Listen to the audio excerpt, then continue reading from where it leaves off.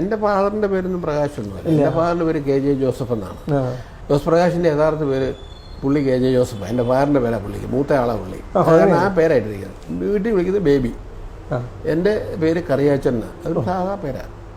അപ്പം ചേട്ടച്ചാർക്ക് ഈ പേരിട്ട് തിക്കുറിശി സുകുമാരൻ നാരാ. ജോസ് പ്രകാശ്. ആ, ചേട്ടനെ ജോസ് പ്രകാശ് ആക്കിയത് അങ്ങനെയാണ്.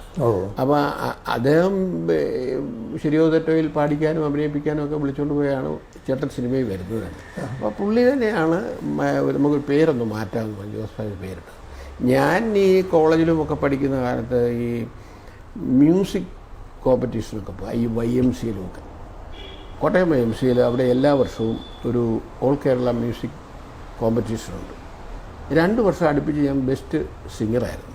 അപ്പോൾ അതിൻ്റെ ഈ ജഡ്ജസ് ആയിട്ട് വരുന്നത് കൂടുതലും ഒന്ന് മലയാള മനോരമയിലെ മിസസ് കെ മാത്യു, പിന്നെ ഒരു വയലിനിസ്റ്റ് മൈക്കിൾ, പിന്നെ ഒരു തങ്കപ്രസാദ്, അങ്ങനെ പിയാനോ വായിക്കുന്നത്.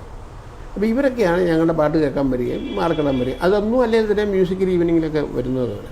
അപ്പോൾ മിസസ് കെ മാത്യു ആണ് പറഞ്ഞത്, നമുക്ക് ഈ പേരൊന്ന് മാറ്റണം. ഏത് കാലത്താണെന്ന് ഓർക്കണം, 64 മറ്റാണ്, 64-65 കാലഘട്ടത്തിലാണ് പുള്ളിക്കാരത്ത് പറഞ്ഞത് നമുക്ക് ഈ പേരൊന്ന് മാറ്റി പിടിക്കാമെന്ന്. ഞാൻ പറഞ്ഞു എനിക്ക് അറിയാൻ മേല. അങ്ങനെ അവർ അന്നത്തെ ഒരു രസത്തിന് ചെയ്ത പേരായിരുന്നു. പിന്നെ അങ്ങനെ അങ്ങ് ആയിപ്പോയി എന്നുള്ളൂ. എല്ലാം ചേട്ടനിൽ നിന്ന് വന്നതാണ് ഈ പ്രകാശ് കേട്ടോ, അല്ലാതെ നമുക്കൊരു അഡ്രസ്സ് ഇല്ല. അതുകൊണ്ട് തന്നെ ഈ പ്രകാശ് മൂവി ടോൺ എന്നുള്ള പേര് സജസ്റ്റ് ചെയ്ത് തന്നെ ചേട്ടനാണ്, ജോസ് പ്രകാശ് തന്നെയാണ് പറഞ്ഞത്. അല്ലാതെ നമുക്ക് ഇങ്ങനെ ഇടാം. ഈ മൂവി ടോൺ എന്നൊക്കെ പറയുന്ന പണ്ടത്തെ ഒരു പേരാണ്. ഫോറിൻ ലാംഗ്വേജിലും അല്ലെങ്കിൽ ബോളിവുഡിലും ഒക്കെ അന്ന് ഒരു ടോൺ കൂട്ടി വരുമായിരുന്നു. ഇപ്പം അങ്ങനെ ഇപ്പോൾ പ്രകാശ് മൂവി ടോൺ ഇടാൻ പുള്ളി പറഞ്ഞിട്ടു.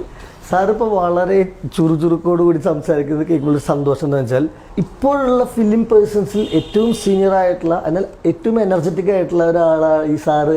മുമ്പിൽ നിന്ന് കഥകൾ ഇങ്ങനെ പറഞ്ഞു തരുമ്പോൾ ഞങ്ങൾക്ക് കേൾക്കുന്നത് വലിയൊരു അനുഭവമാണ്. അതെങ്ങനെയാണ് സാർ അത് മെയിൻറ്റെയിൻ ചെയ്യുന്നത്, ആ ഒരു പ്രസരിപ്പും ആ ഒരു ഊർജ്ജസ്വലത? പ്രസരിപ്പൊന്നുമില്ല, അത് ഞാനൊരു വളരെ സിമ്പിളായിട്ട് ജീവിക്കുന്ന ഒരാളാണ്. നമുക്ക് വലിയൊരു എന്നാ പറയുക, ഞാനത് അഹങ്കാരമായിട്ടൊന്നും പറയുന്നതല്ല. ഞാൻ സിനിമയിൽ വന്ന കാലത്ത് എങ്ങനെയായിരുന്നു അന്നും ഇങ്ങനെ ഇന്നും അങ്ങനെയാണ്. അതിലൊരു ജീവിത രീതിയും ചിട്ടകളൊക്കെ ദാസേട്ടനെയും മമ്മൂക്കയൊക്കെ നോക്കുമ്പോഴും അവർ ഇതുപോലെ നിലനിർത്തുന്നവരാണല്ലോ. ഓരോരുത്തർക്കും അവരുടെ ലൈഫ് സ്റ്റൈൽ ഇതിന് പ്രധാനമാണ്. എനിക്ക് അങ്ങനെ എൻ്റെ പ്രത്യേക ചിട്ടകളും ഒന്നുമില്ല. ഞാൻ കൂടുതലും വർക്കുകളൊന്നും ഇല്ലെങ്കിൽ വീട്ടിലിരിക്കുക, വായിക്കുക, TV കാണുക, പാട്ട് കേൾക്കുക, വീടുമായിട്ട് ബന്ധപ്പെട്ട്. പിന്നെ ഞാൻ പറഞ്ഞില്ലേ, എനിക്ക് 7 സഹോദരങ്ങളുണ്ട്. ഞങ്ങൾ 5 ആണുങ്ങളും 3 പെണ്ണുങ്ങളുമാണ്. അതിലേറ്റവും ഒന്നാമനാണ് ജോസ് പ്രകാശ്.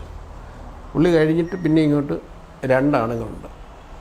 അത് കഴിഞ്ഞുള്ള ഒരു പെങ്ങളാണ് ഡെന്നിസ് ജോസഫിൻ്റെ അമ്മ. അപ്പോൾ ഇതിലിപ്പം നിലവിൽ ഞങ്ങൾ 3 പേരെ ജീവിച്ചിരിപ്പുള്ളൂ. ഞാനും എൻ്റെ 2 സഹോദരിമാരും മാത്രമേ ഉള്ളൂ. സഹോദരന്മാരെല്ലാം പോയി. 4 സഹോദരന്മാരും മരിച്ചുപോയി.